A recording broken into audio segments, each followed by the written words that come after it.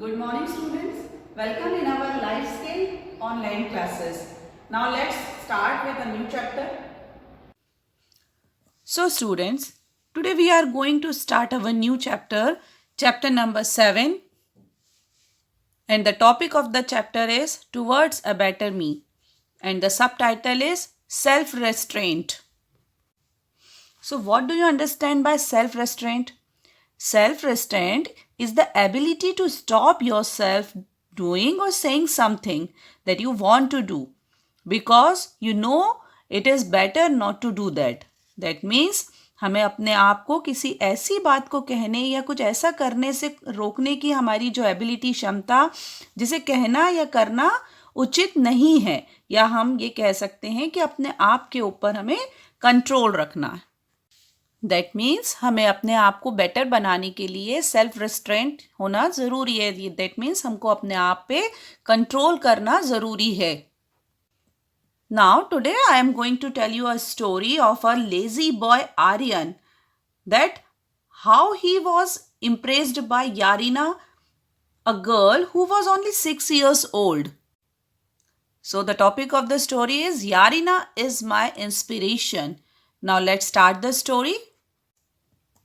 So, Aryan was a pampered child. He was 10 years old. He did not perform any household chores without being instructed to. He spent all his time playing video games.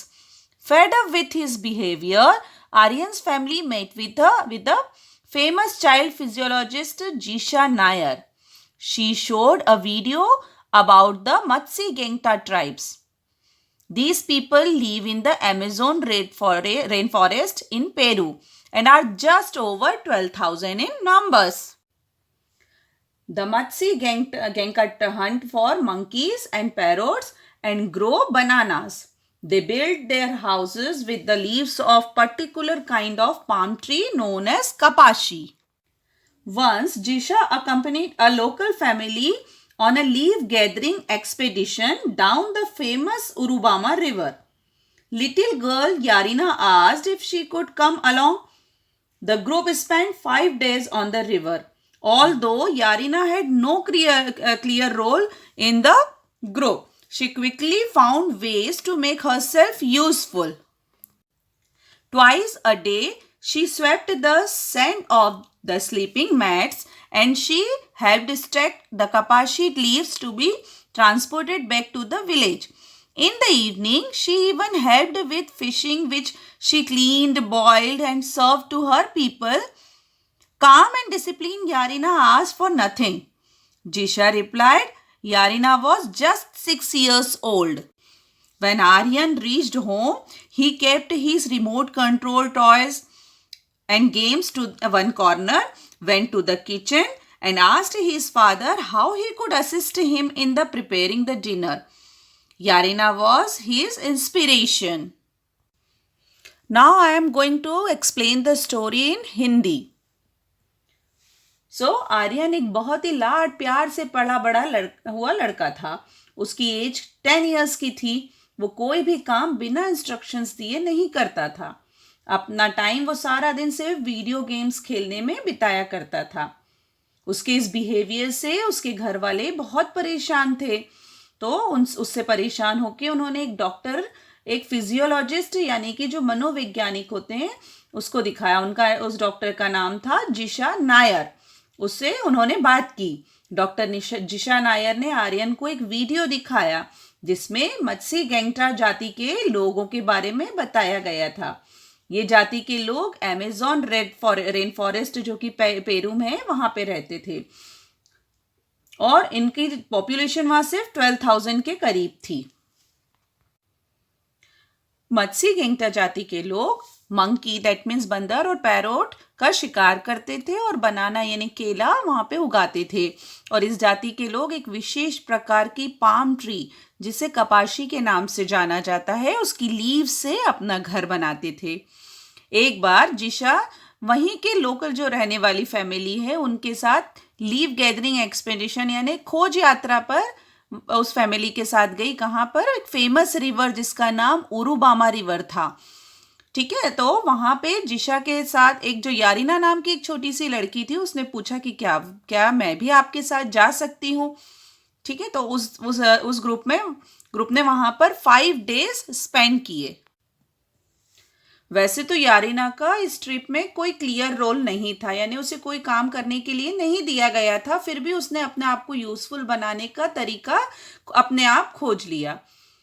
वो एक दिन में 2 बार sleeping mats पर मिट्टी साफ करती थी और कपाशी लीव्स की जो ढेर थे उनको विलेज वापस ले जाने के लिए गाड़ियों तक पहुंचाने में भी उसने सबकी हेल्प की, और शाम को उसने मछलियों को साफ किया, उन्हें पकाने और सर्व करने में भी हेल्प की।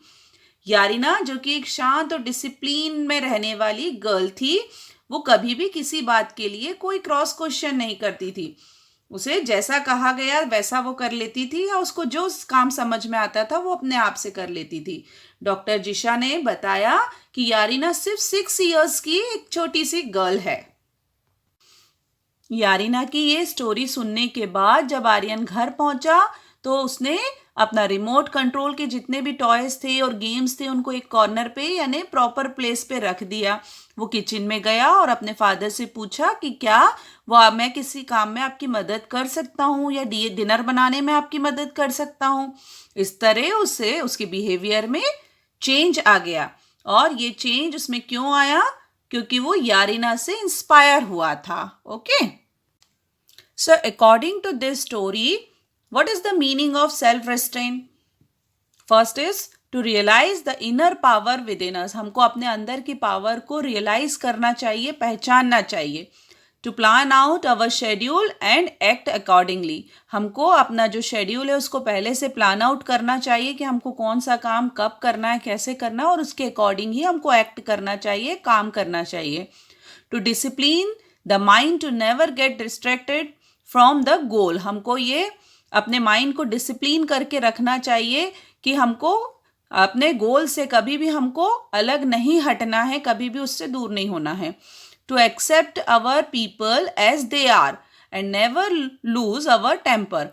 हमारे आसपास जो लोग हैं हमको जैसे वो हैं उनको वैसे ही हमको एक्सेप्ट करना चाहिए और अपना टेम्पर कभी भी लूज नहीं होने देना चाहिए, कभी भी हमको गुस्सा नहीं होना चाहिए। To keep our emotions angry, happy, sad in control so that our work is not affected. हमको अपने सारे इमोशंस, चाहे वो खुशी के हैं, दुख के हैं, गुस्से के हैं, इन सबको हमको कंट्रोल करके रखना चाहिए, जिससे कि हमारा वर्क, जो हमारा काम है, हमारा गोल है, वो अफेक्ट ना हो। सो हमको इस स्टोरी से क्या लेसन मिलता है कि हमको अपने इमोशंस पे कंट्रोल रखना है, अपना सेल्फ रेस्ट्रेंट हमको रखना है, अपने आप पर कंट्रोल रखना है और हमेशा सबकी हेल्प करना है। Okay, I hope you understand this story. Okay, thank you.